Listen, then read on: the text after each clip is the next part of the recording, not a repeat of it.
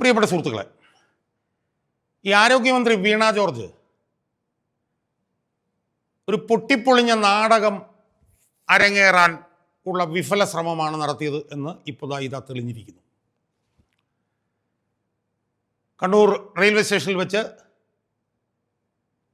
തന്നെ വധിക്കാൻ ശ്രമിച്ചുവെന്ന് ഒക്കെ കൊണ്ടുവരത്തക്ക വിധത്തിൽ ഒരു നാടകം ഈ വനിത അരങ്ങേറി.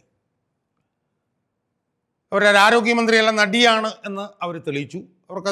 അവർക്ക് അവരുടെ നടന വൈഭവത്തിൻ്റെ വിശദാംശങ്ങളൊക്കെ ഇപ്പോൾ പുറത്തു വരുന്നുണ്ട്. അവർ സ്കൂളിലൊക്കെ പഠിക്കുമ്പോൾ ഇത് യൂത്ത് ഫെസ്റ്റിവലിന് മോണോ ആക്ടിനും മിമിക്രിക്കും പ്രച്ഛന്ന വേഷത്തിനുമൊക്കെ സമ്മാനം കിട്ടിയതിൻ്റെയൊക്കെ കഥകളൊക്കെ ഇപ്പോൾ പുറത്തു വരുന്നുണ്ട്. എന്തായാലും അവരൊരു വലിയ നടിയാണ് എന്ന് അവർ തെളിയിച്ചു. അവരെ കൊല്ലാൻ ശ്രമിച്ചു എന്നൊക്കെ പറയുന്ന CPM നേതാക്കന്മാർ ജനങ്ങളുടെ മുമ്പിൽ തുണിയുരിഞ്ഞു നിൽക്കുന്നതാണ് നമുക്കിപ്പോൾ കാണാൻ കഴിയും. മുഖ്യമന്ത്രി മുതൽ പാർട്ടി സെക്രട്ടറി വരെ ഉള്ളവർ അവരെ വധിക്കാൻ ശ്രമിച്ചു എന്നും പറഞ്ഞിട്ടുള്ള പൊട്ടത്തരം വിളിച്ചു പറയുന്നത് പരിഹാസത്തോടും പുച്ഛത്തോടും കൂടിയാണ് ജനങ്ങൾ കാണുന്നത് എന്നിപ്പോൾ തെളിഞ്ഞിരിക്കുകയാണ്. അവരുടെ ശരീരത്തിൽ ഒരു KSUവിൻ്റെ ഒരു കുട്ടികൾക്കും അവരുടെ ശരീരത്തിൽ തൊടാൻ പോലും കഴിഞ്ഞിട്ടില്ലെന്നും അതിന് അവസരം പോലീസ് ഉണ്ടാക്കി കൊടുത്തിട്ടില്ല എന്നുള്ളതും ദൃശ്യങ്ങളിലൂടെ ഇപ്പോൾ തെളിഞ്ഞു കഴിഞ്ഞു. അവിടെ പ്രതിഷേധ പ്രകടനം, കരിങ്കൊടി പ്രതിഷേധം നടത്താൻ വന്ന ഏതാനും KSU കുട്ടികൾക്കെതിരെ കുട്ടികളെ ആക്രമണോത്സുകമായി വാടാ ഇങ്ങോട്ട് വാടാ എന്നൊക്കെ പറഞ്ഞ് അവരുടെ പുറകെ അവരെ പിന്തുടരുന്ന മന്ത്രിയാണ് വിഷ്വൽസിലൂടെ നമുക്ക് കാണാൻ കഴിയുന്നത്. ഇതെല്ലാം നടക്കുന്ന ഒന്നാമത്തെ പ്ലാറ്റ്ഫോമിൽ വെച്ചിട്ടാണ്. ആ പ്ലാറ്റ്ഫോമിൽ വെച്ചിട്ട് ഇവരെ വധശ്രമം, ഇവർക്കെതിരെ ആക്രമണ ശ്രമം അങ്ങനെയുള്ള കഥകളൊന്നും ഉണ്ടായിരുന്നില്ല. അവരാ ഒന്നാമത്തെ പ്ലാറ്റ്ഫോമിൽ നിന്ന് മൂന്നാമത്തെ പ്ലാറ്റ്ഫോമിലേക്ക് ചെന്നപ്പോൾ അവിടെ വെച്ച് സ്പീക്കർ AM ഷംസീറിനെ കണ്ടതിനെ തുടർന്നിട്ടാണ് ഈ വധശ്രമമെന്നും ആക്രമണ ശ്രമമെന്നൊക്കെ പറഞ്ഞിട്ടുള്ള ഈ ഗൂഢാലോചന പൊട്ടിമുളയ്ക്കുന്നത്. പിന്നീട് നടന്ന സംഭവ വികാസങ്ങൾ എന്താണെന്ന് നമ്മൾ കണ്ടു. എന്തായാലും ആ നാടകം പൊട്ടിപ്പൊളിഞ്ഞു, തകർന്നടിഞ്ഞു കേരളത്തിലെ ജനങ്ങളുടെ മുമ്പിൽ ആ നാടകം. സുഹൃത്തുക്കളെ, ആ നാടകം പൊട്ടിപ്പൊളിഞ്ഞ സാഹചര്യത്തിൽ എന്തിനാണ് ഈ ആരോഗ്യമന്ത്രിയായിട്ടുള്ള വീണ ജോർജ് എന്ന് പറഞ്ഞ ഈ സ്ത്രീ ഇതുപോലൊരു നാടകത്തിന് ശ്രമിച്ചത് എന്ന് നമ്മൾ ഒന്ന് ചിന്തിക്കണം എന്ന് എനിക്ക് സൂചിപ്പിക്കാം. ഈ നാടകം അഭിനയിക്കാൻ വേണ്ടിയിട്ട് അവർ ശ്രമിച്ചത് എന്തിനാ? അല്ലെങ്കിൽ ഈ വധശ്രമമെന്നോ ആക്രമണമെന്നോ ഒക്കെ ഉള്ള ഗൂഢാലോചന ഇവരും AM ഷംസീറും ഒരു അളവിൽ മുഖ്യമന്ത്രി പിണറായി വിജയനും കൂടെ ചേർന്ന് ഒരു തിരക്കഥ പെട്ടെന്നുണ്ടാക്കി അത് കേരളത്തിലെ ജനങ്ങളുടെ മുമ്പിലേക്ക് ഇട്ടുകൊടുത്തത് എന്തിനാണ്? നമ്മളൊന്ന് ചിന്തിച്ചു നോക്കി. അപ്പോൾ കേരളത്തിൻ്റെ പൊതുമണ്ഡലത്തിൽ കേരളത്തിലെ ജനങ്ങൾക്ക് മുമ്പിൽ തെരഞ്ഞെടുപ്പിന് ഏതാനും ആഴ്ചകൾക്ക് മുമ്പ് ഫലത്തിൽ വിവസ്ത്രരായി നിൽക്കുന്ന ഒരു ഇടതുപക്ഷത്തെയായിരുന്നു നമുക്ക് കാണാൻ കഴിഞ്ഞത്. നമുക്കറിയാം, ഡിസംബർ 9, 11 തീയതികളിൽ നടന്ന പഞ്ചായത്ത് തെരഞ്ഞെടുപ്പിൽ മുച്ചൂടും തോറ്റു. അതിനുശേഷം നിരന്തരമായി ഉണ്ടായിക്കൊണ്ടിരിക്കുന്ന വിഷയങ്ങളിലെല്ലാം പ്രതിരോധത്തിൽ ആയിക്കൊണ്ടിരിക്കുന്ന ഇടയിൽ ഏറ്റവും പുതിയതായി ഉണ്ടായ സംഭവം എന്ന് പറയുന്നത് ശബരിമല പെരുങ്കൊള്ളയുമായി ബന്ധപ്പെട്ടുകൊണ്ട് ആ പെരുങ്കൊള്ളയിൽ പങ്കുവഹിച്ചു എന്ന് ജനങ്ങൾ വിശ്വസിക്കുന്ന CPM നേതാക്കന്മാരെല്ലാം പുറത്ത് നിൽക്കുമ്പോൾ, അതോടൊപ്പം തന്നെ ആ പെരുങ്കൊള്ളയിലെ പ്രതികളെല്ലാം തന്നെ ജാമ്യം കിട്ടി പുറത്തു നിൽക്കുമ്പോൾ, ഹിന്ദുക്കളുടെ മഹാക്ഷേത്രമായിട്ടുള്ള ശബരിമലയിലെ മുഖ്യ പുരോഹിതനായിട്ടുള്ള തന്ത്രി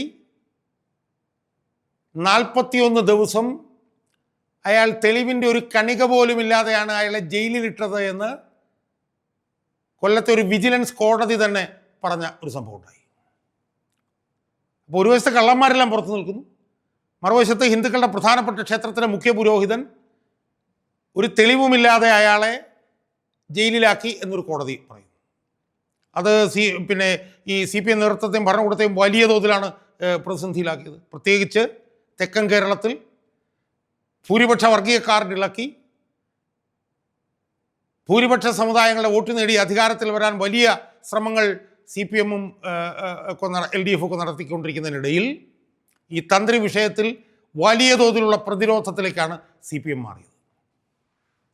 അങ്ങനെ വിവസ്ത്രരായി നിൽക്കുമ്പോഴാണ് അതിനിടയിൽ ഏതാണ്ട് 83 ലക്ഷം പേരുടെ സ്വകാര്യ വിവരങ്ങൾ, അവരുടെ പേഴ്സണലൈസ്ഡ് ആയിട്ടുള്ള അവരുടെ ഡേറ്റ, അവരുടെ മൊബൈൽ ഫോൺ നമ്പറുകളും ഒക്കെ ഉൾപ്പെടെയുള്ള ഒട്ടേറെ വിവരങ്ങൾ, ഏതാണ്ട് 83 ലക്ഷം പേരുടെ വിവരങ്ങൾ,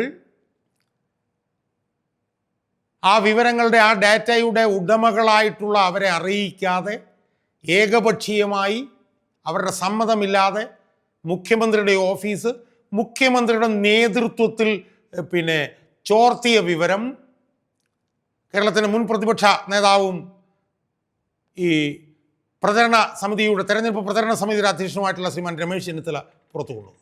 അത് വലിയ കോളിളക്കമാണ് സൃഷ്ടിച്ചത്, വലിയ ഭൂകമ്പമാണ് സൃഷ്ടിച്ചത്. അത് ആ വിഷയം കോടതിയിൽ ചെല്ലുന്നു. കോടതി അതിരൂക്ഷമായിട്ടുള്ള പ്രതികരണം നടത്തുന്നു. എന്താ യഥാർത്ഥത്തിൽ സംഭവിച്ചത്? 83 ലക്ഷം പേർക്ക് സർക്കാർ നടത്തിയിട്ടുള്ള നല്ല പ്രവർത്തനങ്ങൾ, സർക്കാർ ചെയ്തിട്ടുള്ള ആനുകൂല്യങ്ങൾ, അതെല്ലാം പറഞ്ഞുകൊണ്ട് സാക്ഷാൽ മുഖ്യമന്ത്രി പിണറായി വിജയൻ്റെ നേതൃത്വത്തിൽ ഇത്രയും പേർക്ക് വാട്സാപ്പ് സന്ദേശം പോവുകയാണ് സുഹൃത്തുക്കളെ. ഈ 83 ലക്ഷം പേരും സർക്കാർ അവരുടെ വ്യക്തിഗത വിവരങ്ങൾ സ്വകാര്യമായി വെക്കും എന്ന് പറഞ്ഞുകൊണ്ടാണ് സർക്കാരിന് അവരവരുടെ വ്യക്തിഗത വിവരങ്ങൾ കൊടുത്തത്. ആ വ്യക്തിഗത വിവരങ്ങൾ അവരെ ഒന്നും അറിയിക്കാതെ മുഖ്യമന്ത്രിയുടെ നേതൃത്വത്തിൽ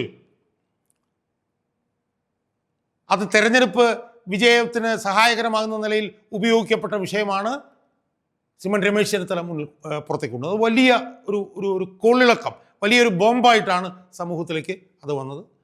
അതിൻ്റെ കേസിൻ്റെ വാദത്തിനിടയിൽ തന്നെ ബഹുമാനപ്പെട്ട ഹൈക്കോടതി രൂക്ഷമായിട്ടുള്ള വിമർശനമാണ് നടത്തിയത്. വെള്ളിയാഴ്ച അതിൻ്റെ വിധി വരാനിരിക്കുകയാണ്. അപ്പോൾ ഈ തന്ത്രിയുടെ വിഷയം, ഈ സ്വകാര്യ വിവരങ്ങൾ എടുത്ത് കൈമാറിയ ഒരു സ്വകാര്യ കമ്പനിക്ക് കൈമാറിയ വിഷയം, അതൊക്കെ തന്നെ CPM-നെ വലിയ തോതിൽ പ്രതിരോധത്തിലാക്കി നിർത്തുന്ന സമയത്താണ് ഈ സ്വഭാവ നടിയായിട്ടുള്ള ഈ ആരോഗ്യമന്ത്രിയുടെ നേതൃത്വത്തിൽ ഈ നാടകം, പിന്നീട് അത് പൊട്ടിപ്പൊളിഞ്ഞെങ്കിലും അത് അരങ്ങേറിയത് എന്ന് കാണുമ്പോൾ CPM-നെ പ്രതിരോധത്തിലാക്കുന്ന രാഷ്ട്രീയ വിഷയങ്ങളിൽ നിന്നും ശ്രദ്ധ തിരിക്കാൻ വേണ്ടിയിട്ടാണോ ഈ നടിയായിട്ടുള്ള ഈ മന്ത്രി ഈ തറവേല കാണിച്ചത് എന്ന് നമ്മൾ ചിന്തിച്ചാൽ ജനങ്ങൾ ചിന്തിച്ചാൽ അവരെ കുറ്റപ്പെടുത്താൻ പറ്റുമോ സുഹൃത്തുക്കളെ? കാരണം ഇപ്പോൾ ഒരു ദിവസം 1.5 ദിവസത്തേക്കെങ്കിലും ഈ തന്ത്രി വിഷയത്തിൽ നിന്നും ഈ ഡേറ്റ ചോർത്തിയ വിഷയത്തിൽ നിന്നുമൊക്കെ ജനശ്രദ്ധ തിരിഞ്ഞല്ലോ. പക്ഷെ ഭാഗ്യവശാൽ അത് കള്ളത്തരമാണ് എന്ന് ഇപ്പം തെളിഞ്ഞു. നിർഭാഗ്യവശാൽ ഈ കുട്ടികളുടെ കൈയോ അല്ലെങ്കിൽ ശരീരത്തിൻ്റെ ഏതെങ്കിലും ഭാഗമോ മന്ത്രിയുടെ ദേഹത്തോ മറ്റോ ഒന്ന് കൊണ്ടിരുന്നെങ്കിൽ ഉണ്ടായിരുന്ന അവസ്ഥ എന്താകുമായിരുന്നു നമ്മളൊന്ന് ആലോചിച്ച് നോക്കി. അതിൻ്റെ പേരിൽ അക്രമം, കലാപം, കുഴപ്പങ്ങളൊക്കെ ഉണ്ടാക്കി യഥാർത്ഥ വിഷയങ്ങളിൽ നിന്ന് ശ്രദ്ധ തിരിച്ച് അതിൽ നിന്ന് രാഷ്ട്രീയ നേട്ടം ഉണ്ടാക്കാൻ വേണ്ടിയിട്ട് വലിയ ശ്രമം CPM നടത്തില്ലായിരുന്നു സുഹൃത്തുക്കളെ. പക്ഷെ ഭാഗ്യവശാൽ അങ്ങനെ സംഭവിച്ചില്ല. ഈ നടിയായിട്ടുള്ള ഈ മന്ത്രിയുടെ ഈ നാടകം, ഈ കപട നാടകം പൊളിഞ്ഞു വീണു. അതുകൊണ്ട് അതുമായി ഇനി മുന്നോട്ട് പോകാൻ കഴിയില്ലെന്ന് മാത്രമല്ല, ആ നാടകം അരങ്ങേറിയതുമായി ബന്ധപ്പെട്ടുകൊണ്ട് വലിയ തോതിൽ നാണം കെട്ട ഒരവസ്ഥ ഇപ്പം CPM-നും LDF-നും ഉണ്ടായിരിക്കും. അപ്പോൾ ഇവരുടെ ഈ പൊട്ടിപ്പൊളിഞ്ഞ നാടകത്തിൽ നമ്മൾ മനസ്സിലാക്കേണ്ടത് യഥാർത്ഥ വിഷയങ്ങളിൽ നിന്ന് ശ്രദ്ധ തിരിക്കാൻ വേണ്ടിയിട്ടാണ് ഈ വീണ ജോർജ് എന്ന് പറയുന്ന മന്ത്രി ഈ കപട നാടകം അരങ്ങേറിയത് എന്ന് മനസ്സിലാക്കാൻ നമുക്ക് കഴിയണം.